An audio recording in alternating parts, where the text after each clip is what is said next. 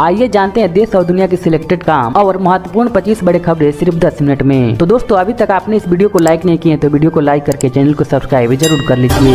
बिहार में जहरीली शराब से हो रही मौतों के आंकड़ा लगातार बढ़ती ही चला जा रहा है, जहां पे सिवान और सारण में बीते 72 घंटों में 40 लोगों की जान चली जा चुकी है। आपको बताना चाहूँ कि बिहार में बीते 8 सालों से पूर्ण शराबबंदी है और ये आंकड़े गवाही दे रहे कि नीतीश कुमार की पूर्ण शराबबंदी अब पूरी तरह से फेल हो चुका है। दिल्ली में दशहरे के बाद दिल्ली का AQI स्तर खराब श्रेणी में जा चुकी है, जहां पर इसके लिए 3 दिन पहले दिल्ली NCR में ग्रेप 1 लागू हुआ था, जिसमें कई चीजों पर पाबंदी लगाई गई थी, लेकिन फिर भी हवा की गुणवत्ता खराब हुई है, जिसके चलते जल्द ही ग्रेप 2 लगाया जा सकता है। अगले महीने यानी नवंबर में महाराष्ट्र विधानसभा चुनाव है, जहां पे राज्य के सभी 288 विधानसभा सीटों पर मतदान 20 नवंबर को होगी और 23 नवंबर को परिणाम की घोषणा हो जाएगी। उत्तर प्रदेश विधानसभा के नेता प्रतिपक्ष समाजवादी पार्टी के अंतर्राष्ट्रीय अध्यक्ष अखिलेश यादव ने बहराइच इनकाउंटर पर अपना प्रतिक्रिया दी है और अखिलेश यादव ने पत्रकारों से कहा है कि उत्तर प्रदेश की पुलिस को बिगाड़ दिया गया है, जिसके बाद सपा ने पुलिस को बेहतर करने के लिए डायल 100 समेत कई सुविधाएं दी हैं और फिर उन्होंने कहा कि जब भी जाँच होगी तो उस पर कार्रवाई भी की जाएगी और दोषी को जेल भी भेजा जाएगा। दिल्ली में प्रदूषण को कम करने के लिए आम आदमी पार्टी सरकार एक्शन मोड में है, जहां पर दिल्ली के सभी 13 हॉटस्पॉट में प्रदूषण को नियंत्रित करने के लिए पर्यावरण मंत्री गोपाल राय ने शुक्रवार को सचिवालय में इमरजेंसी मीटिंग बैठाई है।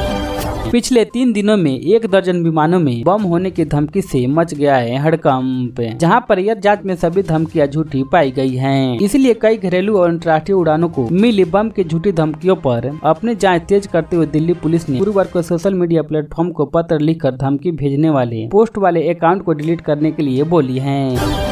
नई दिल्ली में केंद्र सरकार गिग वर्करों के लिए आर्थिक सुरक्षा की बड़ी सौगात देने की तैयारी कर रही है, जहां पर केंद्रीय श्रम मंत्री मनसुख मंडाविया ने कहा है कि कार्य आधारित भुगतान पर काम करने वाले गिग वर्करों के लिए पेंशन और स्वास्थ्य सेवा जैसी सामाजिक सुरक्षा का लाभ देने के लिए पॉलिसी बनाई जा रही है। उत्तर प्रदेश के बहराइच में सांप्रदायिक तनाव फैलाने और 22 वर्षीय एक युवक की हत्या के आरोप में 5 लोगों को गुरुवार को मुठभेड़ के बाद गिरफ्तार किया जा चुका है, जिसके लिए योगी आदित्यनाथ के सरकार में पुलिस द्वारा अंजाम दी गई मुठभेड़ की घटनाओं की तरफ से एक बार फिर ध्यान खींचा है।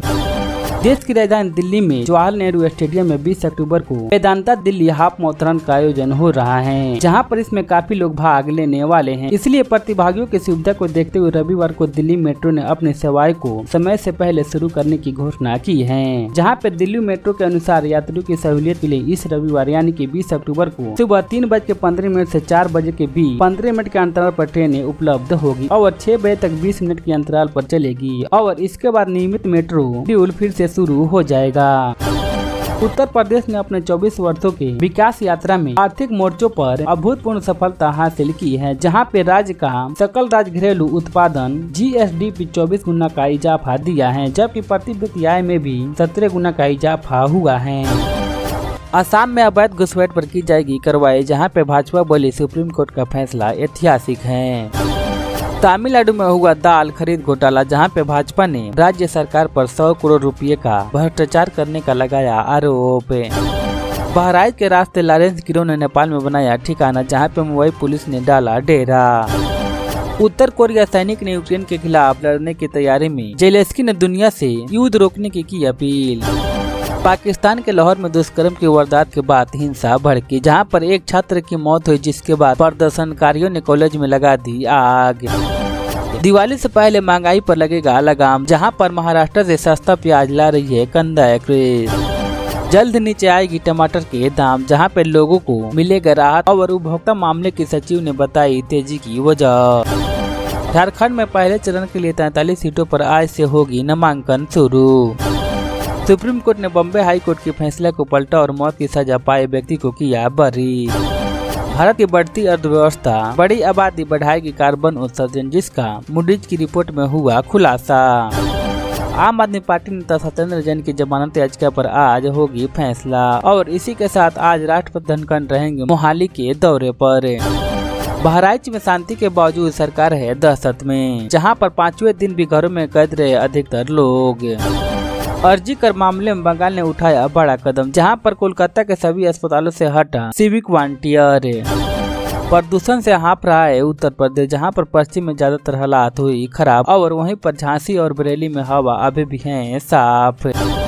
असम समझौता पर सुप्रीम कोर्ट के फैसले का आशू ने किया स्वागत और कहा ये राज्य के लोगों की जीत है। दिल्ली के केमिकल गोदाम में लगी भीषण आग और वहीं पर गुजरात में भी लगा भीषण आग तो जलकर राख हो गया लाखों का खजाना। दम घोटू होती जा रही है दिल्ली की हवा, जहां पे 285 पर पहुंचा AIQ, जिसके बाद आम आदमी पार्टी ने बुलाई इमरजेंसी मीटिंग। युद्ध और जलवायु प्रदूषण के बाद कुपोषण, जहां पर सेहतमंद भोजन से वंचित हैं 3.25 अरब से अधिक लोग। रूस से जंग के लिए जेलेंस्की जिम्मेदार, जहां पर ट्रंप के राष्ट्रपति बनने पर संबंधों में बदलाव संभव। सत्येंद्र जैन की जमानत याचिका पर आज होगी फैसला, जहां पे धन शोधन मामले में ईडी ने किया था गिरफ्तार।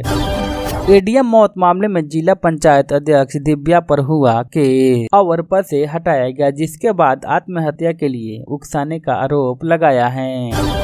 कैबिनेट मंत्री बनते ही एक्शन में नजर आए अनिल विज। बाबा सिद्दीकी के बेटे जिशान ने तोड़ी चुप्पी और बोले मेरे परिवार को न्याय मिलना चाहिए। आशीष सेलार बोले धारावी में 37 एकड़ जमीन हड़पना चाहते हैं उद्धव ठाकरे और इसी के साथ आदित्य पर भी साधा निशाना। शरद पवार ने उद्धव ठाकरे का इस्तेमाल करके फेंक दिया, जिसका बीजेपी नेता वानकुल ने किया दावा। 10 साल बाद जेल से रिहा हुई RTI एक्टिविस्ट शिवा एलंगो।